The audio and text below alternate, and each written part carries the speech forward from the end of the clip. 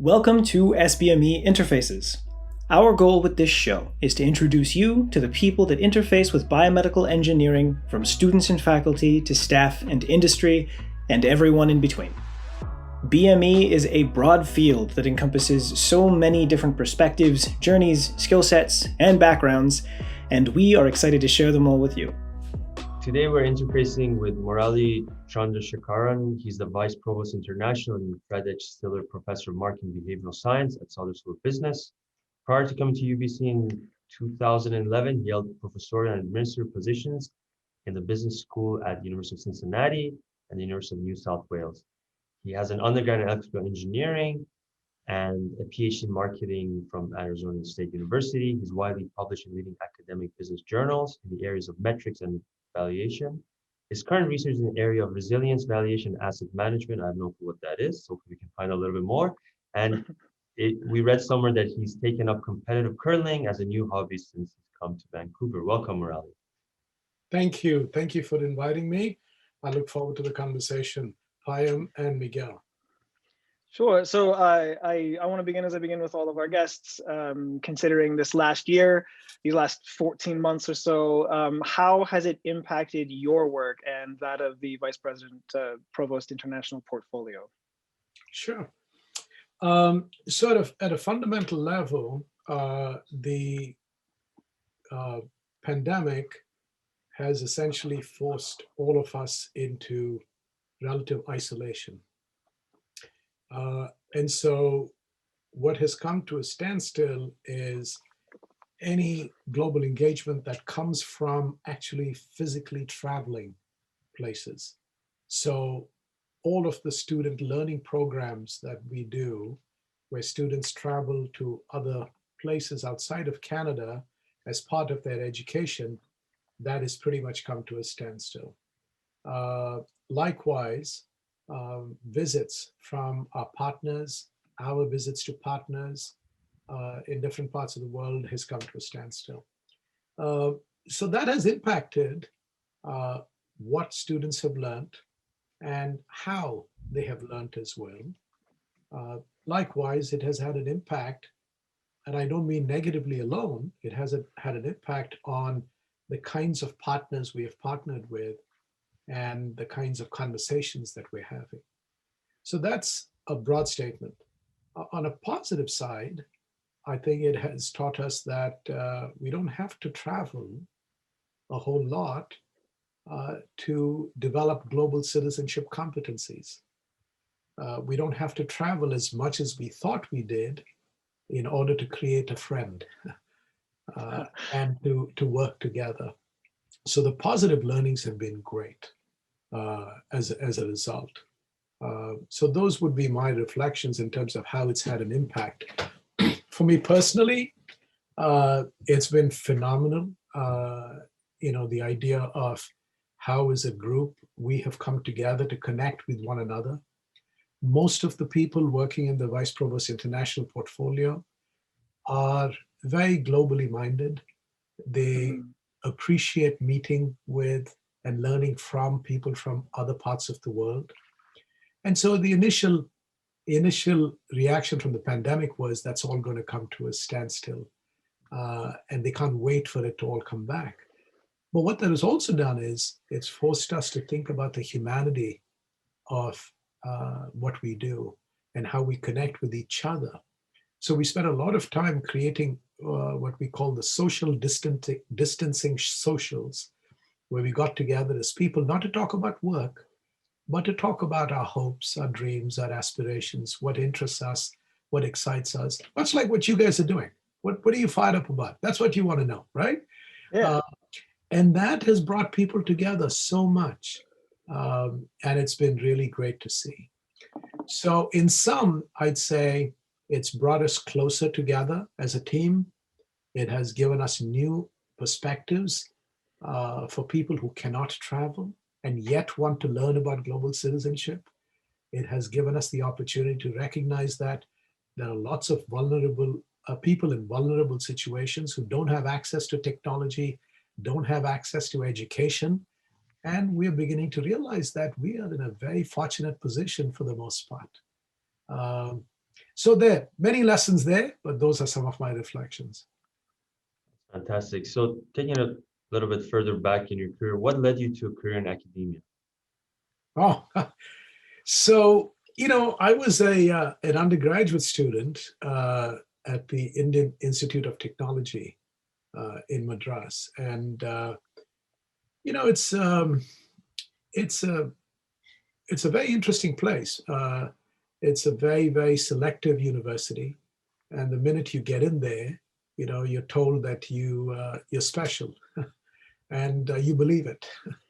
And then years later you find out that you were just lucky to get in there because on the day the exam was held, another person had a headache and therefore didn't do as well as you in the exam, right? So so as kids we believe all the wonderful things that people tell us about how special we are. But however, what really inspired me was the teachers that I'd had, is even in high school, in university, and the distinct memory. I remember learning in a math class, I was learning about equations of ellipses, hyperbolas, parabolas, and I was really fascinated by the topic. And on one day, the teacher was unwell, okay? And so the school vice principal came and said, I was in 11th grade. The school vice principal comes and says, well, if anybody has been paying attention in this class and you know what you've been doing, come up and talk about it, right? So I put up my hand, I went up, I have a chalk in my hand, I have the board, and it was magic. I thought, I love this stuff, man. And here I am. That's such a wonderful story. So then, you've taken that to the Vice Provost International role. Can you tell us about what that means? What is your mandate as Vice President International? Sure. So the University of British Columbia is a very global institution. We have faculty, staff, and students from all over the world. And what that means is that we have connections with individuals all over the world. We're also a very comprehensive research university, and we have some very talented people. So what that basically says is that we here at UBC have the capacity to engage with problems and challenges that we are facing as human beings and as a planet. That we have a responsibility to play a part in addressing those challenges along with everybody else. That we owe it to our students to curate experiences and impart knowledge that teaches us all about our place in the world and empowers us to want to solve and address some of these complex challenges facing humanity and the biosphere.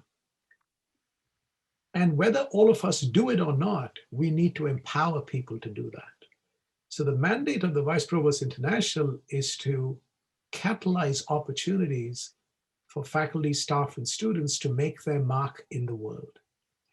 To catalyze opportunities for scholars to connect with challenges, other people, other institutions, to think about the impact of their research and how it can transform this world.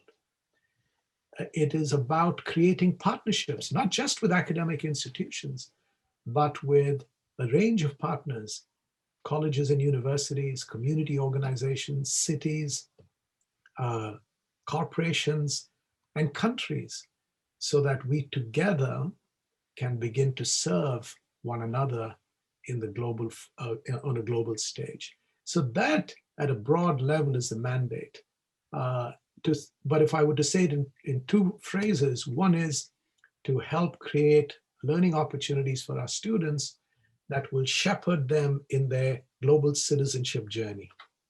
And the second is to ensure that our research endeavors and our creative endeavors can continue to help build a more just, sustainable, and prosperous world.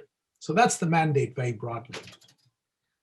So I was scanning the Vice Provost International website and I came across this phrase I really like, simplified collaborations.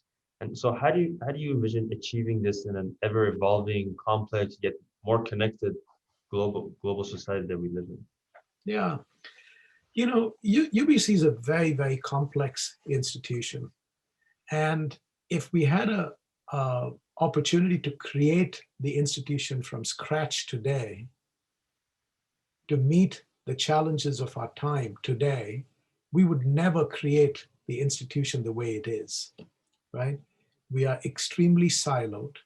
We are extremely focused on very narrow specializations. And there's great strength in that, right? Great strength in that. But there's also the cost that we pay that we don't know what one another is doing, right? And so the lack of knowledge about what each of us is doing means that we will reinvent the wheel a lot, right? So if I'm sitting, so you guys are in the Faculty of Biomedical Engineering, right? So if you're a professor, there's a professor, a graduate student in biomedical engineering, there's an opportunity. Some of you may be interested in more than just the engineering aspects as they pertain to diseases and medicine.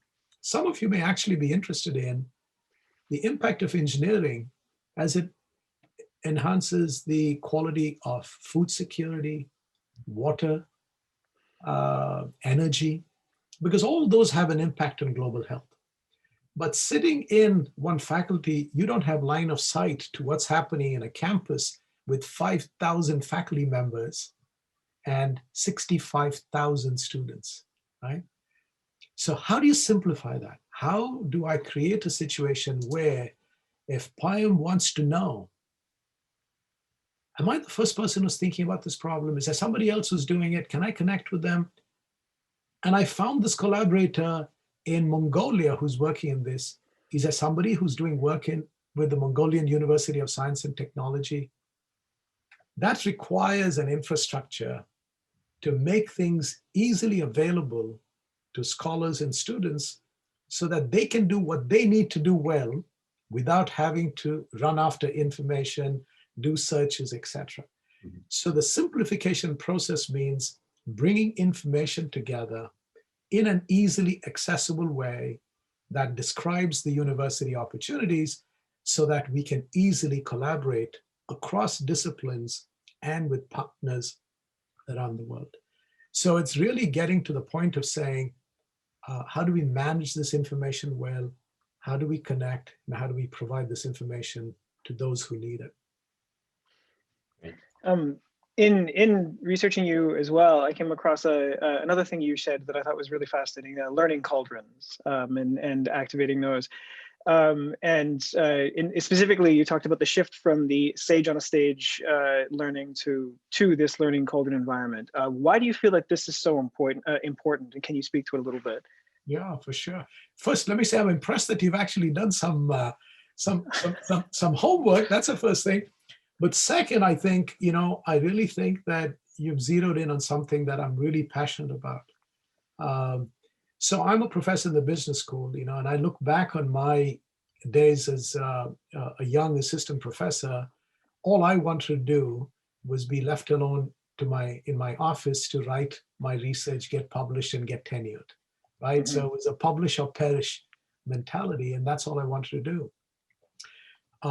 And I used to work with students and projects as they pertained to metrics and forecasting. That's my area of research.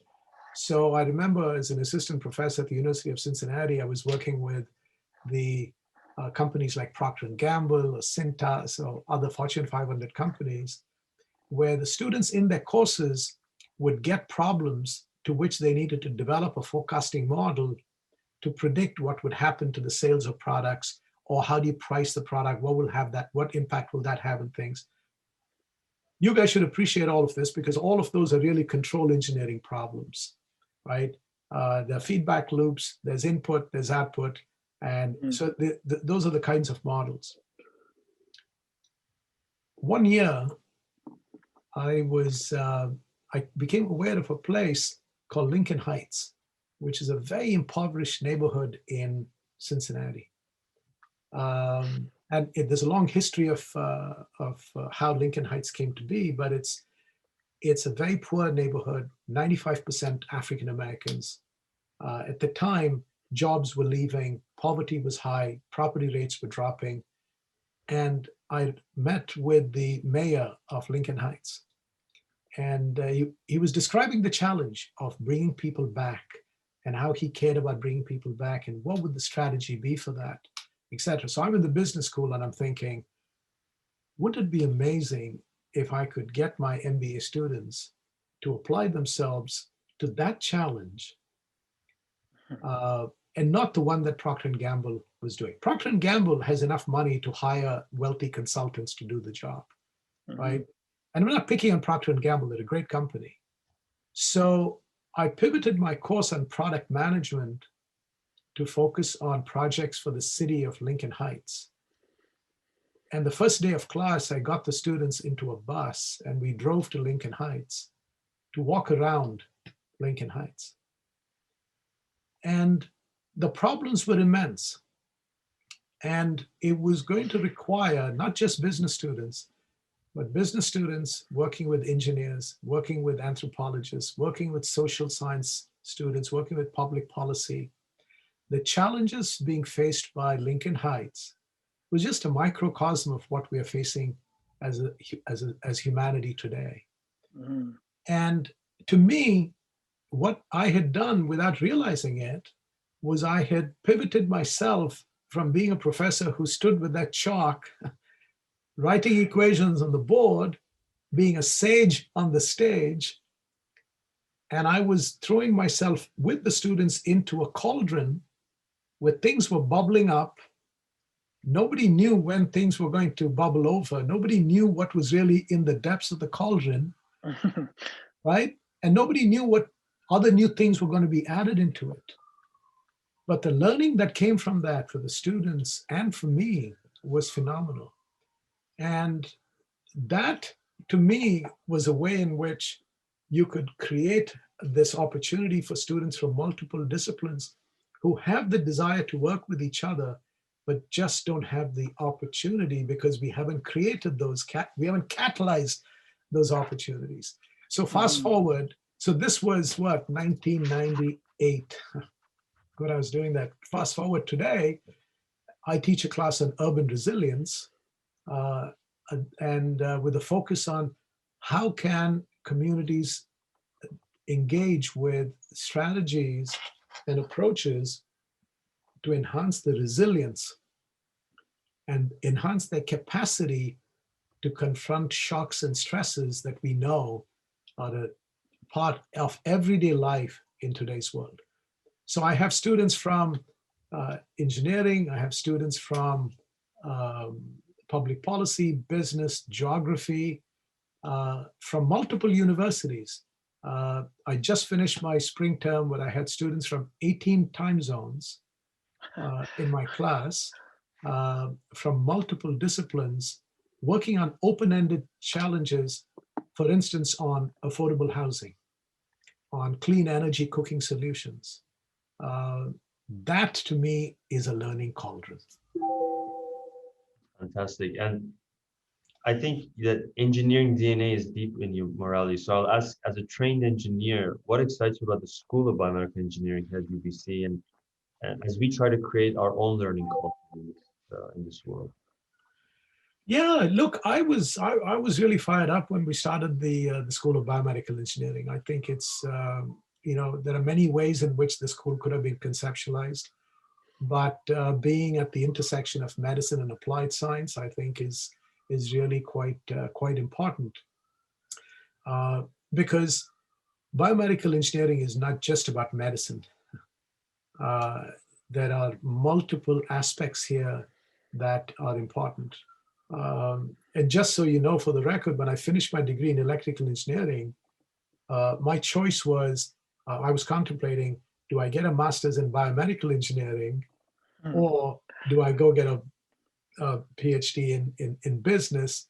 And then I made the choice to go in a way that left biomedical engineering behind. So I was really excited when we started the school.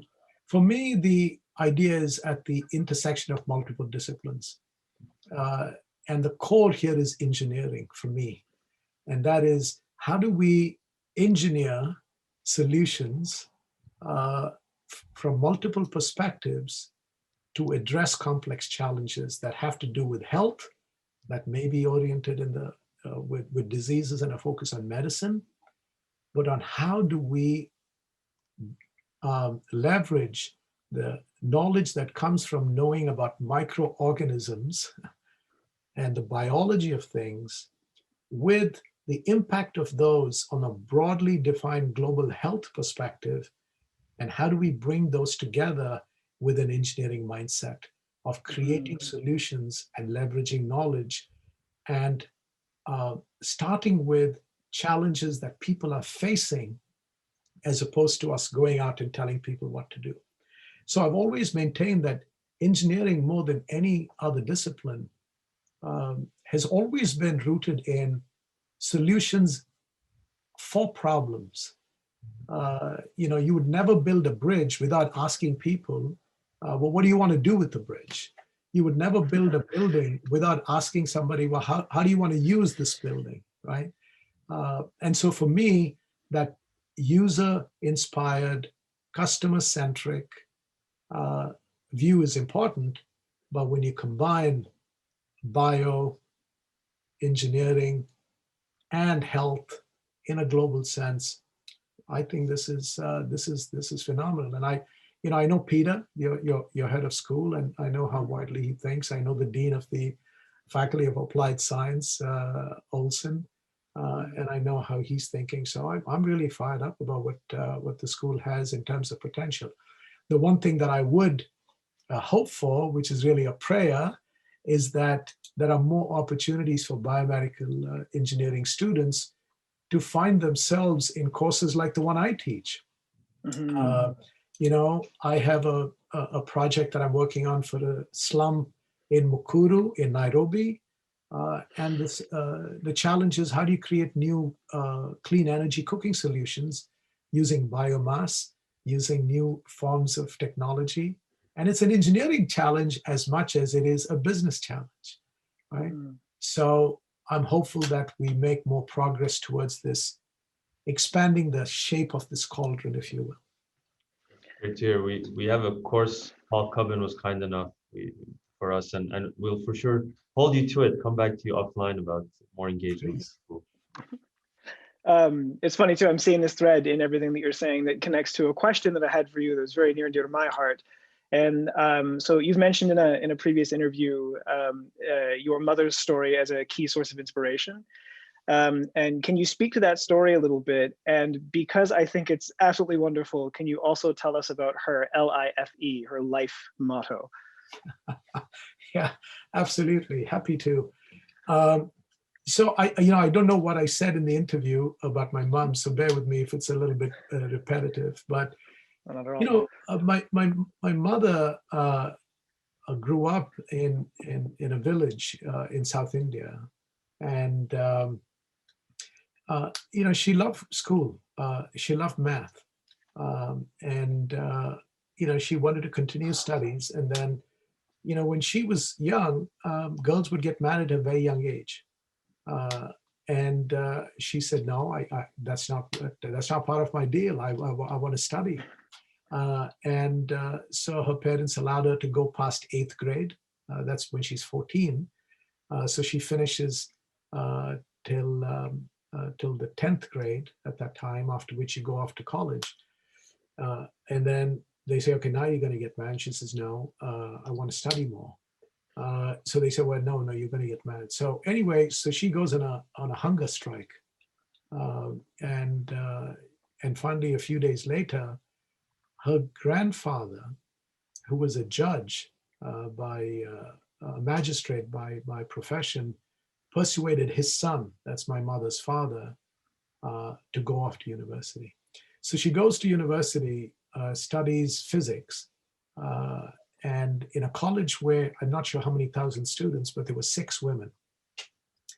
Wow. And she finishes that, and they say, okay, now you got to get married. And she says, well, no, I got to use this degree for some use. So she becomes an engineer, and then runs into my father, and ends up getting married. It wasn't an arranged marriage, as was the case there. So she was really quite a trailblazer. You know, she wanted to study. She didn't want to get married to who her parents wanted to get married to. Chose her own life partner, and then raised us as four boys while working as well. And being a woman engineer in the 1960s in India was not easy. Even today, women in the engineering discipline oftentimes feel huge amounts of pushback and unspoken prejudice. And that's not in India alone. That's in more liberal countries like Canada. So those days, that she was just an inspiration for us, and how she navigated all that discrimination, and then to raise us to do our very best and send us to the best schools, because she knew that education was really the key. And, you know, through it all, she never aspired for much. You know, she never thought about, her husband, my father, they never thought about building a house or, you know, owning things, jewelry. You know, we walked everywhere. You know, I grew up in a maybe 600 square foot house because my parents spent all their money sending us to the best schools to study. So it was, you know, it was really quite remarkable. And I remember vividly, I was maybe 14, and my mom, as an engineer, had one of two shifts she could choose where she worked. So one shift was from 4 p.m. to midnight, and then she would shut down the operations at the radio station where she worked, and she would come home. And I remember waking up to go to the bathroom, and she was standing in the kitchen over the sink, just shoving food into her mouth because she was so hungry that she hadn't eaten because she was so busy at work. And this is 12:30 in the night. She's eating.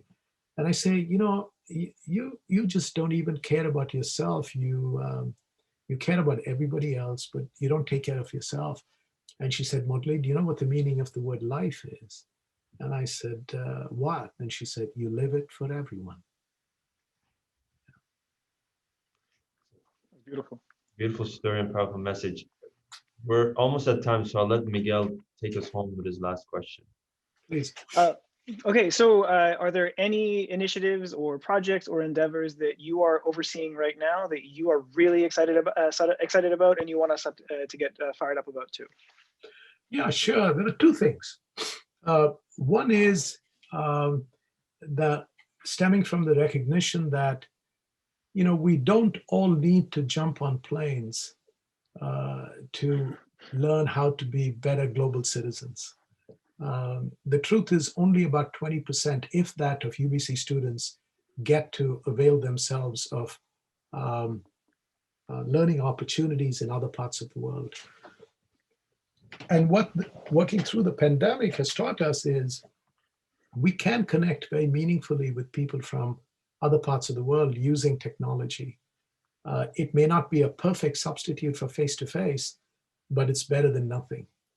And so for students who can't afford to jump on planes and go and study in Paris or in London or Sydney, what we're saying is that we need to focus on an inclusive way to bring these global citizenship opportunities to all of UBC students. And so we've launching this platform called the Global Virtual Classrooms, where we will have faculty from UBC and any number of other universities co-creating these courses on big issues of global relevance.